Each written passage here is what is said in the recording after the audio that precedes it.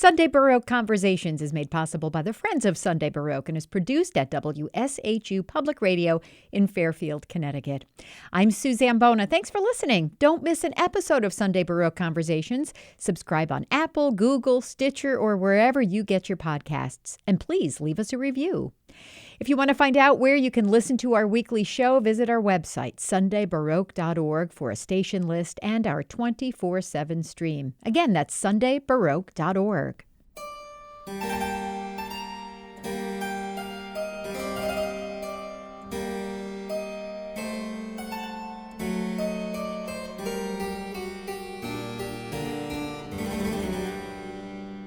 Alison DeSimone is Associate Professor of Musicology at the University of Missouri, Kansas City, and her field of expertise is music of the Renaissance and Baroque eras.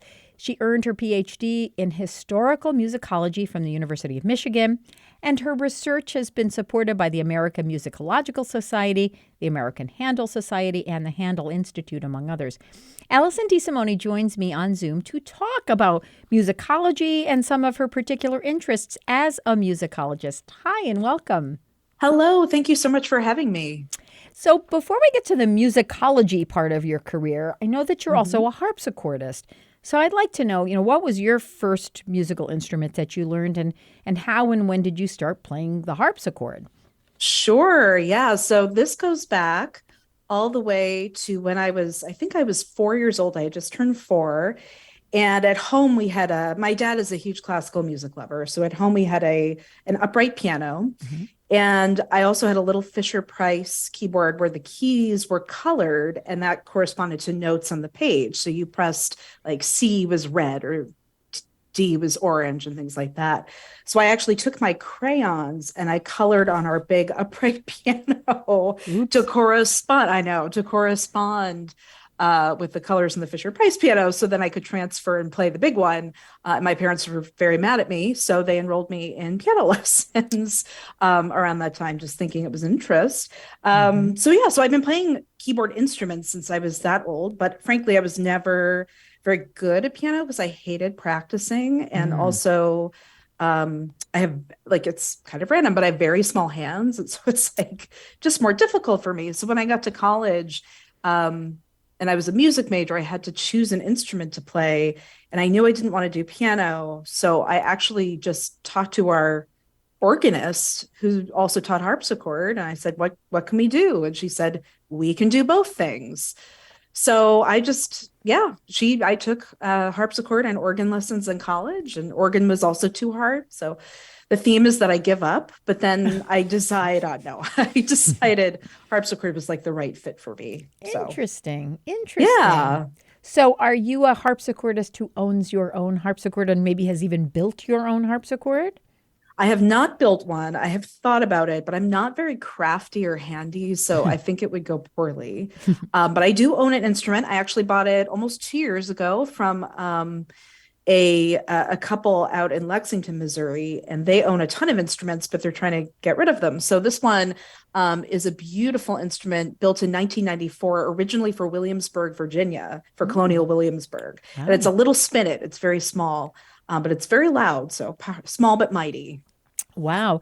So could you just talk a little bit, because I don't know that people necessarily understand the difference between a harpsichord and a piano. I mean, they kind of generally look the same, but they're really actually quite different instruments. Yeah, no, it's very true. So a harpsichord it does look like a piano, although they tend to be smaller. And the keyboard itself tends to have a much more limited range. The piano has 88 keys. And a harpsichord it varies depending on the instrument, but generally it's about 2.5 octaves. So much more limited in terms of range. But the major difference is what happens inside the instrument. So on a piano, if you press a key down, there's, this is very general, but inside a little hammer comes up and hits the string and then bounces back. And so that hit, if you hit the key hard, that hammer will hit the string hard and make a louder sound. But on a harpsichord, it's plucked inside. So the plectrum comes up, plucks the string, and you can't pluck something hard, or it's not going to change the dynamic no matter how hard you hit that key on a harpsichord. So that's, I think, the biggest difference is that harpsichords are plucked inside. Pianos have hammers. And so therefore the piano has a little bit more range and flexibility in terms of loud and soft, in terms of articulation and things like that. But I still truly believe the harpsichord is a superior instrument. So my very biased opinion here. So what is a musicologist, and how and when did you decide to become one? Yeah, I mean, a musicologist can be a lot of things, but the musicologist that I am is essentially a music historian. So I study music history, and my specialty, as you said earlier, is late Renaissance and the Baroque periods, the 17th and 18th centuries, really focused more in the 18th century. But musicologists tend to study not necessarily musical analysis, like a music theorist would dig into the notes and analyze the chord progressions and things like that. But musicologists tend to study the social and cultural and maybe political history around the creation of music. And that's certainly what I do. And I got into it, again, it was kind of a strange roundabout way, but I was in college and I didn't know what I wanted to do. I was a music major. And I've already established I didn't really like practicing. So I knew like being a performer was probably not the career for me, but I got a chance to teach, actually. I got a chance to teach my own little section of our music history survey. And I loved it. I thought it was so much fun to like plan lectures around weird things that happen in music history. And my advisor was also a musicologist. So she kind of encouraged me, hey, apply to PhD programs. And I was 21. I had really no idea what that meant. So I did it.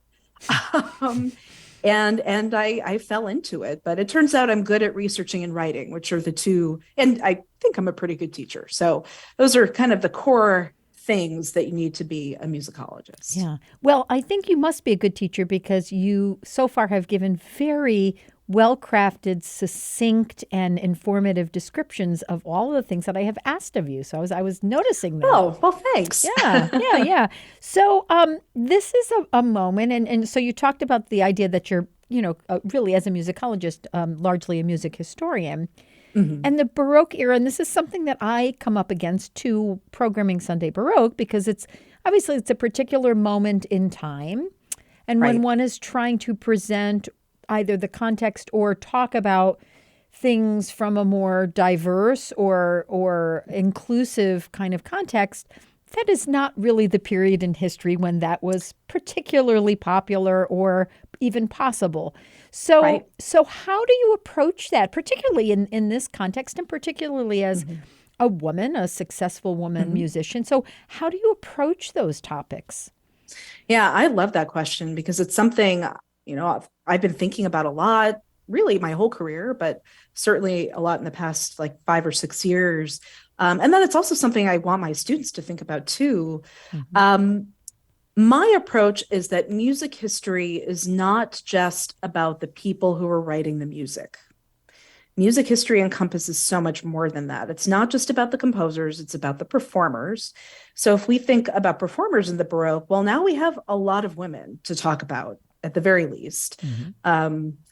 And so that helps diversify a little bit because women were professional opera singers going back to the invention of opera. So they were doing things publicly besides composing pretty early on. But we can also talk about musical patronage, who was paying for this stuff. And that also opens up diversity in a lot of different ways, not just gender diversity either. I also think about I've been thinking a lot about the economics behind music making in the 18th century lately and the labor market, which I don't want to get too into my nerdy economic history here, but just, what goes into a performance? Well, yes, you need the composer, the performer. If it's opera, you need the librettist, but you also need the musical instrument builders. You need the music publishers who are going to help you sell your music out in the world. And actually, I'm finding in my current research that women were involved in all aspects of that production process, which again isn't necessarily focused on the composition itself, but on all of the different ways in which this music was touching people's lives. And I think, too, the more you look at different musical markets around the world in the Baroque period, you're going to find that as well. Like, for example, we just talked in my class about, how colonization was happening in Central America and the Caribbean, but how I call it a cross-cultural encounter. So what the Europeans brought over and what they adapted from the indigenous people in order to create a musical culture that, was not just taking over what was there, but was trying to incorporate some of it in. So I think there are a lot of these hidden stories that, we're starting to think about, but weren't necessarily a part of the narrative because it's so easy to focus on the composer as the central figure in music history. Yeah, that's a very, very good point. So one of the things, too, that we, as people who love classical music and are involved in the world of classical music, have been contemplating for even before you and I were born, is the fact that classical music's audience is aging and the audience is dwindling. And, there are various sort of doomsday scenarios presented every few years. Right. And here we are. We're still here. We're in it. Yep. So, and presumably your students are young people, not gray-haired old people. So there is a pipeline of younger people expressing an interest in becoming involved in the world of classical music. How do you see your students? Like, what is their future going to be? What are they interested in? Are they coming to you with different goals for what they see their career will be as classical musicians or people who are in the classical musical world, or the same, or what? I'm super excited and also kind of jealous about what they get to experience today, because I feel like even when I was in school, in undergrad especially, it was still pretty like that traditional pipeline. Oh, you're here. I went to a small art school, so it was still very well-rounded, but, people wanted to be performers. And actually, many of the people I went to school with are very successful performers in that regard. But today, my students are so innovative and so creative. And I think they come to conservatory, because I work at a conservatory, which conserves the tradition. But I think that they're coming with this wide open appreciation and embracement of all of the different possibilities that they have. I do think there are a few who want to be that concert pianist or, that violinist in this major orchestra, or even that professor at that university for our doctoral students. But most of our students, they just want to make cool music in fun ways that it's going to be fulfilling to them. And so a lot of them, of course, are experimenting with social media and TikTok and, how does what we do as classical musicians, how does that translate to these new platforms? We have some recent grads who are literally touring the United States doing cool musical improv stuff on various instruments. So even though maybe that sort of traditional track, it is dwindling. There are not as many orchestra jobs as there once were, and there aren't as many teaching jobs and all of that. But I think the exciting thing are all of those other possibilities that you can kind of piece together within, I guess, what we call the gig economy. But people are doing it in such creative ways. These students are amazing. I can barely work Instagram. So it's it's really remarkable. The creative ways that they're coming up with to share their music and their performances with the world. Yeah. So the conservatory experience is sort of a hybrid then of what you experienced yourself, sort of, a little bit of the same stuff, but a lot of other stuff. Yeah, I think the conservatory where I'm working, I think it's really changing a lot right now because, again, this sort of older model of, okay, you're going to get this degree from a conservatory, which has all of this, weighty baggage with it in terms of what that means, which isn't necessarily bad. But I think a lot of people, maybe even parents of students, see that as very limiting in terms of one's career path. But what I see I think there are a lot of possibilities. In fact, our university has all of these graduates who got undergrad degrees, graduate degrees in music, in performance or composition. Right. And now they work in other fields. Like many of them are software engineers, for example, but they still do music on the side. They run nonprofits.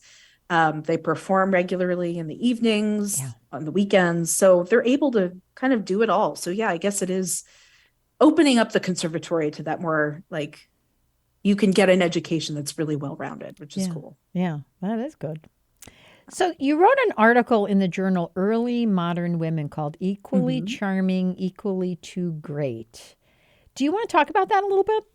Sure, that was a fun one. So this article came out of my dissertation, and my dissertation was on collaborative performance in opera involving women. And the reason why I wanted to write it is because we tend to have this image of especially professional female singers as divas. They don't ever want to collaborate. You hear stories of Maria Callas and Renata Tebaldi like fighting each other. And I think this is kind of, there's this historical precedent for that. But what I was finding in my research in early 18th century London is that actually all of these women are forming networks to work together. And the people that are making them out to be rivals, of course, is the media, is the press, who had in England at that time, there was this fierce rivalry with Catholicism and Catholic countries.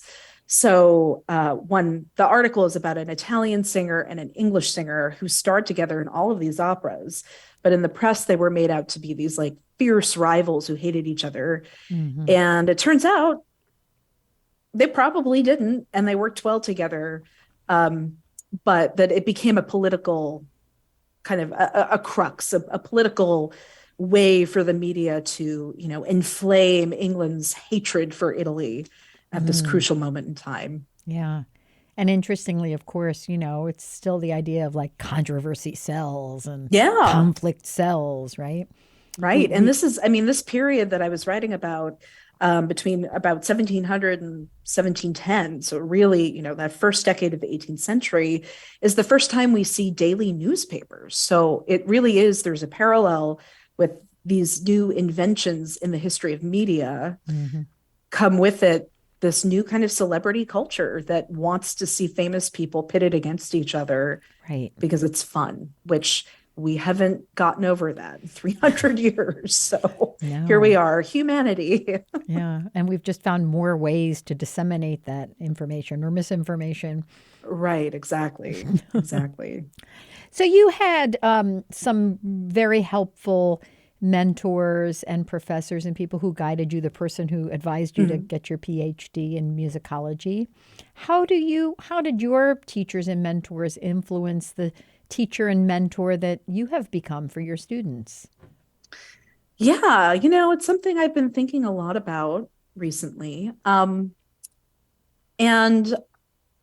I think that I was really lucky to have mentors who taught me about teaching and honestly just kind of being a kind person from so many different perspectives. And to me, that really is the core of being a good teacher, is just being empathetic and kind. And that doesn't mean giving in to everything, but it does mean, the ability to put yourself in the shoes of the student, which I'm finding, especially in recent years, especially since the pandemic. And, so many of our students went to school for 2 years online or a year and a half online. It's really necessary. But I would say my undergraduate advisor, who might be listening to this podcast, Catherine Libin, she's a professor of musicology at Vassar College.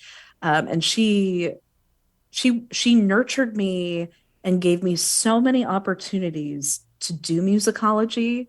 And I can tell you about one really cool one in a minute because it helps plug her research too. But without treating me like a student. I think that was what I really appreciated from her, is that she, even in undergrad, she kind of she let me edit her book for her. I mean, she trusted a 21-year-old with that job, which is amazing. But even, that mentorship continued when I graduated with my PhD. she invited me that summer to join her at a castle outside of Prague in the Czech Wow. Republic to help start a catalog of a music collection belonging to the Lobkowitz family. Um, and some of your listeners might know who they are, but they were the seventh prince. I hope I have that right. Prince Lobkowitz was the main patron of Haydn, Mozart, and Beethoven at the turn of the 19th century. And he was the one to whom Beethoven dedicated the Eroica Symphony before or after scratching out Napoleon's name, which is the famous story. So I got to live at this castle for a month, 3 summers in a row. Yeah, like in this Renaissance castle, truly in the middle of nowhere. I mean, it was like it's about an hour north of Prague. And we didn't have a car, and you had to walk 3 miles to the grocery store. Wow. It was rustic, but we got to live in this castle, and every day we would go down to the library and just take these old, musty, dusty, dirty manuscripts of music and put them into the computer. Wow. And I mean, we found so many treasures. It was really cool. So, and she gave me that opportunity. So, I want to pay it forward with my own students, and I can't bring them to a castle in outside of Prague, unfortunately. But trying to help them win grants to do their own archival research and things like that. Those experiences mean so much. Yeah, it does. I love the idea that you really frame it as paying it forward, because it really is. Yeah. You're planting seeds for the future. How did you? I know obviously that you play the harpsichord and you think that it is a superior instrument, but was that your toehold in specializing in this era as a musicologist, or was there something else that influenced that? I think it really is kind of a strange way. I've always loved Baroque music. And again, I think that comes from my dad, who, when we were growing up, he really would only let us listen to Bach and Mozart and Beethoven in the house. And I love Mozart and Beethoven as well, but I definitely loved the early stuff. But I think that ultimately, so I started my PhD and I was going to write on Soviet Russian music. So I'm a huge Russophile. I took Russian in college and love Russian literature. But I realized kind of quickly that it was very difficult to do. Just my language skills were not at the level they needed to be. But also the summer before I started graduate school, I went to the Toffel Music Baroque Summer Institute up in Toronto with Toffel Music, who I know have been featured on your show many times. They're a wonderful ensemble. And I played harpsichord, and I studied a little bit of like early music conducting there. And I loved every moment of that institute. It was amazing. And so when I got to my PhD, I said, maybe I should dig into some of this. This music's amazing. Like, let's just see what the history is like too. And I just fell in love with it. And I have not looked back. Yeah.